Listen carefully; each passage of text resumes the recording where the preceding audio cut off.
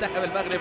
التوفيق غاب، الفرص ضاعت بالجمله، وادي امامنا كره في الشباك يطلعها امامنا كريم حاجي، وما زالت الفرصه، ولكن هنا امامنا الراسيه ومحاوله وهدف العوده. هدف العوده عن طريق اللاعب حسين خارجه. هل فيها تسلل؟ اللقطه الماضيه على احمد القنطاري، لكن امامنا هنا بيسجل هدف تقليص النتيجه. حسين خارجه يسجل لمنتخب المغرب طبعا هدف العوده للقاء. الوقت المتبقي ما زال في المباراه بقيه، ما زال في العمر بقيه، طالما هناك اصرار وانذار من نصيب اللاعب عمار اجمال امامنا في هذه اللقطه.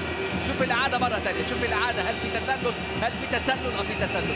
ادي امامنا احمد القنطاري، شوف امامنا القنطاري، هي بقى المعيار لحظه لعب الكره والمساعد تعدي منه، وامامنا هنا القنطاري يريح كره لحسين خارجه، وحسين خارجه امامنا يضع الكره. هدفه الدولي السابع امامنا هنا حسين خارجه يقلص النتيجه، تبقى 2-1 في لقاء ممتع وثواني